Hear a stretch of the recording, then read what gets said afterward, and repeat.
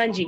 Yes, everyone. So today we are going to talk about the next biomolecule, and that is nucleic acid. What is a nucleic acid? Nucleic acid can be defined as a biomolecule which is made by joining of many nucleotides. एक ऐसा biomolecule है जो बहुत सारे nucleotide नाम के छोटे molecules को ज्वाइन करने से बनता है। तो जो इसको अगर हम पॉली न्यूक्लियोटाइड्स कह रहे हैं तो भी वो गलत नहीं होगा। Poly nucleotides is another name for nucleic acid. ठीक है, अब एक जो न्यूक्लियोटाइड है, जब हम न्यूक्लियोटाइड को समझ लेंगे तो हम बेसिकली ये बता सकते हैं कि एक न्यूक्लिक एसिड किस तरीके से बना हुआ है। तो न्यूक्लिक एसिड को या आपके पॉलीन्यूक्लियोटाइड को समझने के लिए first of all we need to understand what a nucleotide is all about. ठीक है, लेकिन इससे पहले मैं आपको थोड़ी सी इसकी ब्रीफिंग कर देती हूँ। जो न्यूक्लिक एसिड है ना, वो आपके दो तरह के हैं, डीएनए और RNA. DNA stands for deoxyribose nucleic acid. RNA stands for ribose nucleic acid. Basically एक न्यूक्लियोटाइड का जो मॉलिक्यूल है वो आपका तीन मॉलिक्यूल्स के तीन अलग अलग पार्ट्स से जुड़ा हुआ है। ठीक है, तो तीन अलग अलग पार्ट्स क्या है? एक इसके अंदर है एक शुगर यानी एक कार्बोहाइड्रेट जो डीएनए और आरएनए में डिफरेंट है। ये इन्हीं के नाम पे ही इन न्यूक्लिक एसिड्स के नाम रखे गए हैं। Deoxyribose is the sugar which is present in DNA and ribose is the sugar which is present in RNA. ठीक है, डीऑक्सीराइबोज और राइबोज दोनों ही पेंटोज शुगर हैं। कौन सी शुगर है? पेंटोज, यानी 5 कार्बन वाली शुगर्स हैं। ठीक है, जिनके स्ट्रक्चर्स हम इस तरीके से ड्रॉ कर सकते हैं। जो आपकी शुगर है डीएनए के अंदर जो प्रेजेंट रहती है वो है बीटा डी और डीऑक्सीराइबोज।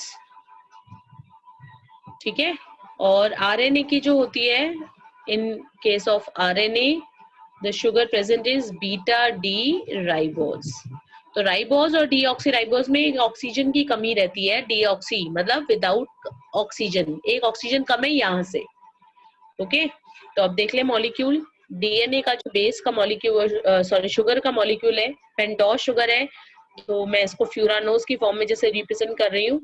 ठीक है, पहला कार्बन बीटा कार्बन होने की वजह से OH ऊपर H नीचे, सेकंड कार्बन पे H, तो इसको बीटा D2 राइबोज भी, डीऑक्सीराइबोज भी लिख सकते हैं। मतलब सेकंड कार्बन पे अब एक ऑक्सीजन की कमी है। थर्ड आपका HOH और फोर्थ कार्बन पे आपकी फिफ्थ कार्बन है CH2OH और H। ये मॉलिक्यूल है बीटा D2 डीऑक्सीराइबोज। ठीक है, अब आरएनए का मॉलिक्यूल देख लेते हैं। जो आरएनए का आरएनए में जो आपकी शुगर है उसका मॉलिक्यूल देख लेते हैं किस तरीके से। बीटा है अगेन, तो बीटा होने की वजह से OH ऊपर H नीचे, सेकंड कार्बन पे ऑक्सीजन की कोई कमी नहीं है तो HOH, थर्ड कार्बन पे भी नॉर्मल HOH और फोर्थ और फिफ्थ कार्बन भी एज सच CH2OH और H। तो ये आपके दोनों अलग अलग शुगर्स हो गए। ठीक है, जिनमें से कोई ना कोई एक न्यूक्लियोटाइड में जरूर होगी। चाहे वो आपकी अगर डीएनए का न्यूक्लियोटाइड है तो फिर ऑब्वियसली डीऑक्सीराइबोज वाली शुगर होगी, और अगर आरएनए का न्यूक्लियोटाइड है तो आरएनए वाली शुगर होगी। बात समझ में आ गई? तो ये आपका फर्स्ट पार्ट है न्यूक्लियोटाइड का। जैसे मैंने कहा न्यूक्लियोटाइड को बनाने में 3 पार्ट्स रिक्वायर्ड है। कैसे पता चलेगा? ये जो टी वर्ड है ना, टी लेटर है, न्यूक्लियोटाइड, ये टी रिप्रेजेंट कर रहा है 3 को। तो 3 parts are there in a molecule of nucleotide. Okay, तो जो सेकंड पार्ट है वो है एक base. A base means nitrogenous base, यानी कि नाइट्रोजन कंटेनिंग कंपाउंड है। हेट्रोसाइक्लिक कंपाउंड्स हैं, हेट्रोसाइक्लिक। हेटेरोसाइक्लिक समझते हो, मतलब कार्बन चेन होगी, साइक्लिक स्ट्रक्चर होगा और उन साइकिल के अंदर कहीं ना कहीं पर एक या दो नाइट्रोजन भी होंगे। ऐसे कंपाउंड्स को हेटेरो नाइट्रोजन या ऑक्सीजन प्रेजेंट हो सकता है। अब क्योंकि यहाँ नाइट्रोजनियस बेस लिखा हुआ है इसलिए मैंने पर्टिकुलरली नाइट्रोजन ही बोला था। हेटेरोसाइक्लिक कंपाउंड्स हैं, बेसिस जिनको कहा जाता है। तो जो बेसिस हैं वो आपके itself there are two type of bases which are there to form a nucleotide molecule. जो पहली बेस है उसको कैटेगराइज करके उसका नाम रखा गया है प्यूरीन, और जो दूसरी बेस है उसको कहते हैं pyrimidine. There are totally 2 purines and there are totally 3 pyrimidines. ठीक है, जो दोनों प्यूरीन हैं उनके नाम है एडिनिन और गुआनिन। एडिनिन को कैपिटल ए से रिप्रेजेंट कर सकते हैं और गुआनिन को जी से। ये दोनों ही प्यूरीन बेसिस कहलाते हैं। ये दोनों ही आपके जो बेसिस हैं इनके अंदर रिंग्स फ्यूज्ड हैं। ठीक है, सिंगल साइकिल नहीं है इनके अंदर, एक से ज्यादा साइकिल है, डबल साइक्लिक है। ये हेटेरोसाइक्लिक भी है और दो अलग अलग साइकिल्स इनके अंदर अटैच्ड हैं। स्ट्रक्चर कैसे होंगे मैं भी आपको बताऊंगी। पिरिमिडीन जो है वो आपके 3 हैं। कौन कौन से? एक तो है यूरासिल जिसको यू से रिप्रेजेंट करेंगे, एक होती है thymine which is represented by capital T, और एक और होती है cytosine which can be represented by capital C। ठीक है, तो ये 5 बेसिस है। अब आप पूछेंगे कि डीएनए में कौन सी है और आरएनए में कौन सी है। भाई डीएनए और आरएनए में सिर्फ एक यूरेसिल का फर्क होता है। ठीक है, जो आरएनए का मॉलिक्यूल है उसके अंदर यूरेसिल प्रेजेंट होता है और जो डीएनए का मॉलिक्यूल है उसके अंदर थायमीन प्रेजेंट होता है। बाकी ये जो तीनों है ये तीनों कॉमन है। एडेनिन, गुआनिन और cytosine all 3 are common in both DNA and RNA. Only one base make them different except the sugar. Sugar के अलावा उन्हें बेस भी एक दूसरे से डिफरेंट करते हैं। In case of RNA uracil is present, thiamine is not there. In case of DNA, uracil is absent, thiamine is present. Clear? Now let's try to understand what are the basic structures of the 5 bases, और फिर हम बात करेंगे कि ये आपस में किस तरीके से मॉलिक्यूल अटैच भी होता है और तीसरा पार्ट क्या है वो भी समझेंगे। हाँ जी, तो सबसे पहले एडिनिन। मैंने जैसे आपको बताया प्यूरीन है ये, तो प्यूरीन है तो इसमें 2 साइकिल होंगी। एक साइकिल ये रही, ठीक है, 6 मेंबर्ड रिंग की, और जो दूसरी साइकिल है वो है 5 मेंबर्ड रिंग की। ये बना दिया आपने। अब इसके ऊपर पोजीशंस लगानी है। देखो कैसे कैसे। एक तो आपका जो ये पोजीशन है इसके ऊपर नाइट्रोजन प्रेजेंट है, ठीक है। इसके बाद 2 3 यहाँ पर नाइट्रोजन प्रेजेंट है, एक पर हाइड्रोजन प्रेजेंट है और एक के साथ डबल बॉन्ड प्रेजेंट है। क्लियर? वैलेंसी पूरी करते जाएंगे।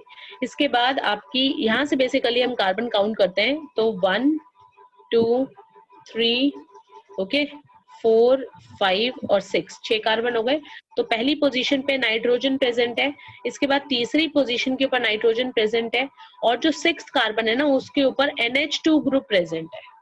इसी तरह से ये 4 5 6 होने के बाद 7 8 9 ये थे। 7 पे कार्बन नाइट्रोजन है, 8 पे कुछ नहीं था और 9 पे नाइट्रोजन है। ये है आपका एडिनिन। एडिनिन के बाद इसी तरीके से हम गुआनिन ड्रॉ करेंगे। गुआनिन भी एक आपकी प्यूरीन होने की वजह से आपकी डबल जो है इसमें हेटेरोसाइक्लिक रिंग रहेगी। किस तरीके से? बिल्कुल उसी तरीके से, एक 6 मेंबर की और एक 5 मेंबर की। ठीक है, अब फिर से first carbon, second carbon, third, fourth, fifth, sixth, 7th 8th और 9th। ठीक है, बिल्कुल देखिए वैसे काफी सिमिलर स्ट्रक्चर्स रहेंगे। पहले कार्बन पे फिर से नाइट्रोजन प्रेजेंट है, ठीक है, तीसरे कार्बन पे भी नाइट्रोजन प्रेजेंट है। बात समझ में आ रही है? इसके बाद 7वें कार्बन पे जैसे यहाँ पर नाइट्रोजन थी इसमें भी नाइट्रोजन है, और आपके 9वें कार्बन पे भी नाइट्रोजन है। यहाँ पर फिर से एक डबल बॉन्ड प्रेजेंट है, यहाँ पर NH प्रेजेंट है। ठीक है, अच्छा जी, जो फर्स्ट कार्बन था इसमें N के साथ डबल बॉन्ड था, लेकिन यहाँ पर गुआनिन में N के ऊपर एक H लगा हुआ है तो इसलिए डबल बॉन्ड नहीं लगेगा। इस नाइट्रोजन के ऊपर कोई हाइड्रोजन नहीं है इसी की तरह, इसलिए डबल बॉन्ड आ जाएगा। ठीक है, और यहाँ NH2 ग्रुप था 6 कार्बन पे, यहाँ डबल बॉन्ड ऑक्सीजन प्रेजेंट है। आगे बात समझ में। फोर्थ और फिफ्थ कार्बन के बीच में भी एक डबल बॉन्ड प्रेजेंट है इन केस ऑफ गुआनिन। तो basically total number of double bonds, अच्छा यहाँ पर भी एक मैं डबल बॉन्ड लगा रही हूँ, तो टोटल नंबर ऑफ नाइट्रोजन वगैरह वो आप पोजीशंस देख लीजिए इनकी। एडेनिन गुआनिन में जो है प्यूरीन्स, जो दोनों तरह के बेसिस है, उन्हीं के स्ट्रक्चर बनाए थे। अब हम बात करते हैं जो हमारे तीनों प्यूरीन्स हैं उनके स्ट्रक्चर्स की। तो सबसे पहले है आपका थायमीन। थायमीन एक सिंगल रिंग है, हेट्रोसाइक्लिक तो है ही। कौन कौन सी पोजीशंस? 1 2 3 4 5 एंड 6। फर्स्ट पे नाइट्रोजन है, थर्ड पे नाइट्रोजन है। ठीक है, बात समझ में आ गई। अब इसके बाद जो 6 पोजीशन है, इसके ऊपर डबल बॉन्ड O है, एंड देन ये जो दोनों पोजीशंस है इनके ऊपर एक पे CH3 ग्रुप है और एक पे डबल बॉन्ड ऑक्सीजन है। Okay, one nitrogen is NH, another one is also NH. So this is for thymine. इसके बाद साइटोसिन देख लीजिए, सिंगल रिंग, ठीक है, वही फर्स्ट कार्बन और आपका थर्ड कार्बन दोनों नाइट्रोजन हैं। देन जो टॉप पे कार्बन है उसके ऊपर NH2 ग्रुप प्रेजेंट है, बीच में यहाँ पर भी डबल बॉन्ड ऑक्सीजन है, बिल्कुल थायमीन की तरह। ओके, और जो नाइट्रोजन है इनके ऊपर एक नाइट्रोजन के ऊपर NH है, बाकी एज इट इज है, यानी यहाँ एक डबल बॉन्ड आ जाएगा। ठीक है, और यहाँ पर भी एक डबल बॉन्ड आएगा। क्लियर, यहाँ पर हम ऑलरेडी लगा चुके हैं। अच्छा, इसके अंदर भी कार्बन की वैलेंसी पूरी करने के लिए फिफ्थ और फोर्थ में एक डबल बॉन्ड दिखाना पड़ेगा। ठीक है जी, क्लियर हो गया। अब इसके बाद ये हो गया आपका साइटोसिन। साइटोसिन के बाद the next one is uracil. Uracil जो है उसमें भी इसी तरह से एक सिंगल रिंग है। ओके, सेम फर्स्ट और थर्ड पोजीशन पे नाइट्रोजन है, H, और यहाँ पर भी H। ठीक है, इसमें भी डबल बॉन्ड O। ये देखो कॉमन चल रही है कुछ चीजें, है ना, just to remember the things. यहाँ डबल बॉन्ड ऑक्सीजन हो गई और इसके बाद सिर्फ एक डबल बॉन्ड। तो ये है आपका यूरेसिल। तो ये जो स्ट्रक्चर्स हैं ये है आपके पांचों बेसिस के स्ट्रक्चर। अब मैं आपको बताती हूँ कि मॉलिक्यूल कैसे एग्जिस्ट करते हैं, किस तरीके से ये फॉर्म होते हैं। तो जब न्यूक्लियोटाइड का, जब हम तीसरे पार्ट की बात करते हैं, पहले तीसरे पार्ट को समझ लीजिए, उसको वो है PO4 नेगेटिव यानी फॉस्फेट ग्रुप।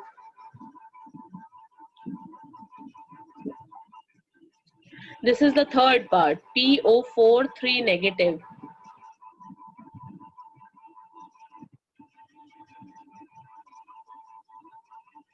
ये इसका वैसे स्ट्रक्चर जो हमें टेट्राहेड्रल दिखाना चाहिए ऐसे दिखाना चाहिए, लेकिन जब आप खुद देखोगे, जब हम न्यूक्लियोटाइड का स्ट्रक्चर ड्रॉ करेंगे तो उसमें हम उसको इस तरीके से रिप्रेजेंट कर देंगे।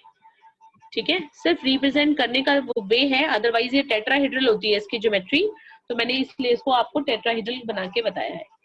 ठीक है जी, अब बात करते हैं कि एक न्यूक्लियोटाइड मॉलिक्यूल बनता कैसे है। एक न्यूक्लियोटाइड मॉलिक्यूल को बनाने के लिए सबसे पहले आपकी जो शुगर और बेस है वो आपस में जुड़ते हैं। ठीक है, a sugar and a base bond gets bonded to each other. उसके कंपोनेंट जो है आपस में जुड़ते हैं। कैसे कैसे जुड़ेंगे? जो फर्स्ट पोजीशन है पिरिमिडीन की और जो 9th पोजीशन है प्यूरीन की, वो आपकी शुगर की फर्स्ट कार्बन से जुड़ती है। C1 of sugar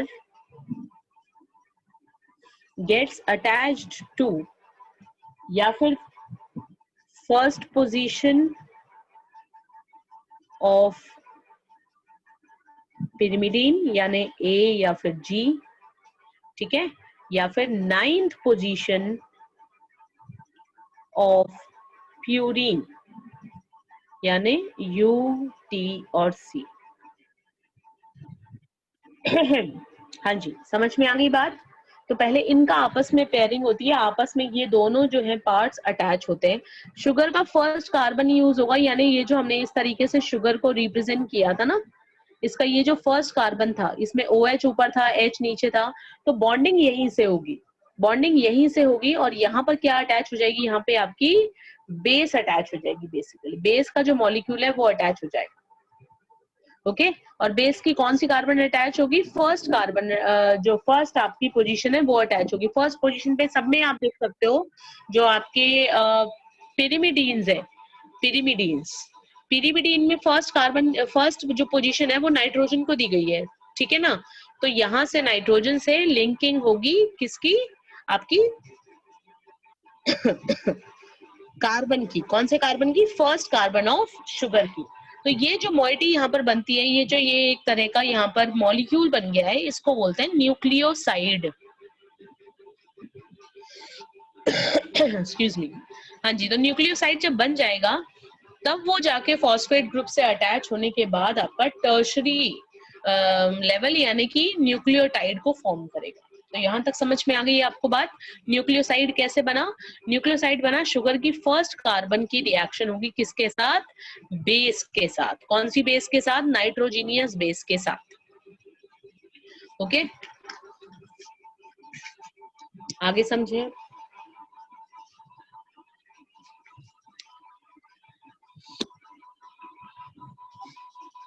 न्यूक्लियोसाइड बनने के बाद न्यूक्लियोटाइड की फॉर्मेशन होगी। और न्यूक्लियोटाइड कैसे बनेगा, न्यूक्लियोटाइड को हम क्या कह सकते हैं, we can call it as nucleoside monophosphate. A nucleotide can be called as nucleoside monophosphate। तो यानी जो आपकी शुगर और बेस है,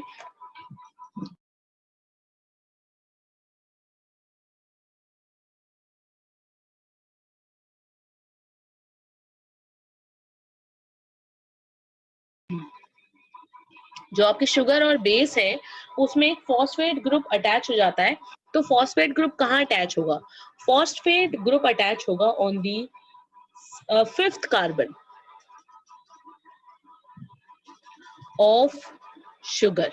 फिफ्थ कार्बन कहाँ था, जैसे अगर आपका ये शुगर का मॉलिक्यूल है, फर्स्ट कार्बन पे तो ऑलरेडी बेस अटैच हो चुकी है, ठीक है। सेकंड और थर्ड कार्बन ऐसे रहेंगे, फोर्थ कार्बन भी एज इट इज रहेगा। फिफ्थ कार्बन पे जहां पर CH2OH था ना, वहां पर CH2 और साथ में अटैच हो जाएगा आपका OP double bond O negative O negative, यानी आपका फॉस्फेट ग्रुप अटैच हो गया,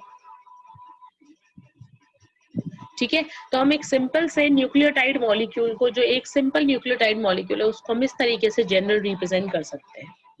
अभी मैंने यहाँ कुछ नहीं रिप्रेजेंट किया कि आपकी कौन सी शुगर है, चाहे वो डीऑक्सीराइबोज हो, चाहे वो राइबोज शुगर हो, चाहे वो किसी भी तरह की बेस हो, उससे कोई फर्क नहीं पड़ रहा है, सभी के अंदर ये बेसिक मॉलिक्यूल प्रेजेंट जरूर रहेगा, ठीक है। आप चाहें तो बेस के लिए भी ऐसे ही बना सकते हो, एक सिंगल रिंग तो जरूर दिखा ही सकते हैं, ठीक है। डबल रिंग है या नहीं है वो डिपेंड कर रहा है कि आपकी प्यूरिन है कि पिरिमिडीन है। तो याद रखना, फर्स्ट कार्बन पे अटैच होगी आपकी बेस और फिफ्थ कार्बन पे अटैच होगा आपके फॉस्फेट ग्रुप और इस तरह का एक मॉलिक्यूल बन जाएगा। Clear to all. अब जब आपका एक मॉलिक्यूल न्यूक्लियोटाइड का बन जाता है तो वो दूसरे न्यूक्लियोटाइड के साथ कैसे अटैच होता है, ठीक है। जैसे अभी तक हम पढ़ते आए हैं, वर्ड्स होते हैं जैसे di, tri, tetra, oligo, poly, इसी तरीके से हम यहाँ पर भी बताएंगे। जब दो न्यूक्लियोटाइड आपस में जुड़ते हैं, ठीक है, दे फॉर्म डाई न्यूक्लियोटाइड। और दो न्यूक्लियोटाइड आपस में जब जुड़ते हैं तो उनके बीच के बॉन्ड को कहा जाता है फॉस्फो डाई एस्टर बॉन्ड। यानी कैसे बना, देखो तुम्हारा एक न्यूक्लियोटाइड का मॉलिक्यूल, यहाँ पर बेस अटैच्ड है, अभी बेस को ऐसे रिप्रेजेंट कर देती हूँ, ठीक है। और जो आपका ये फिफ्थ कार्बन है, इस फिफ्थ कार्बन के ऊपर CH2 के ऊपर OP double bond O negative negative ये प्रेजेंट है, ठीक है, ये एक बना। इसी तरीके से जो आपका दूसरा न्यूक्लियोटाइड का मॉलिक्यूल है उसे भी यहाँ पे रिप्रेजेंट कर लेते हैं, ऑक्सीजन। ये फिर से वही हो गया, यहाँ पर बेस अटैच्ड है, ठीक है। ये 5th कार्बन हो गया, फिर से ये हो गया आपका CH2 ग्रुप। अब देखो यहाँ पे जो CH2 ग्रुप है और वो उसके ऊपर जो OP डबल बॉन्ड O, एक O नेगेटिव, एक O नेगेटिव, ये दोनों आपस में अटैच हो गए हैं। ठीक है, कहाँ से अटैच हुआ? ये आपका अटैच होगा इस तीसरे कार्बन से। कौन से कार्बन से? इसके 3rd कार्बन से। यहाँ से बॉन्डिंग होगी 3rd से। 1st कार्बन, 2nd कार्बन और ये 3rd कार्बन, यहाँ से अटैचमेंट होगी इस दूसरे न्यूक्लियोटाइड की। बात समझ में आ गई? 3rd एंड या 3rd कार्बन से जो बॉन्ड बनेगा वो बनेगा आपका फॉस्फोडाई एस्टर बॉन्ड। और ऐसे ही मॉलिक्यूल, अब जैसे अगर यहाँ पे एक और मॉलिक्यूल को अटैच करना है तो यहाँ वाला जो कार्बन है, तीसरा कार्बन है, उसके साथ अटैच हो जाएगा एक और फॉस्फेट ग्रुप। ठीक है, OP double bond O negative O, और यहाँ पे आपका जो CH2 ग्रुप था वो प्रेजेंट है, वो आपका फिर अटैच था आपकी एक और शुगर के साथ। ठीक है, यहाँ पर आपका बेस अटैच है। ये ऐसे ऐसे चलते रहेंगे। बात समझ में आ गई? तो ये जो है इस तरीके से डाई न्यूक्लियोटाइड बना, फिर ट्राई न्यूक्लियोटाइड बनेगा, फिर टेट्रा बनेगा, and it will go on like this. So dinucleotides finally give oligonucleotides. Oligonucleotides means which are containing 2 to 9 nucleotides, and then finally they will give a chain of polynucleotide. लेकिन ये जब chain बन रही है, ये तो आपने बहुत प्राइमरी लेवल के स्ट्रक्चर की बात कर ली कि किस तरीके से ये मॉलिक्यूल बन रहा है। ठीक है, लेकिन इसको आगे और फर्दर एक्सप्लेन करने में जो मेजर रोल था वो रोल प्ले किया बेसिकली दो साइंटिस्ट थे, वॉटसन एंड क्रिक। ठीक है, उन्होंने डीएनए के मॉलिक्यूल को एक्सप्लेन किया इन डिटेल्स। बात समझ में आ गई? तो ये जो वॉटसन एंड क्रिक मॉडल है डीएनए का, ये क्या मॉडल है और ये क्या रिप्रेजेंट कर रहा है?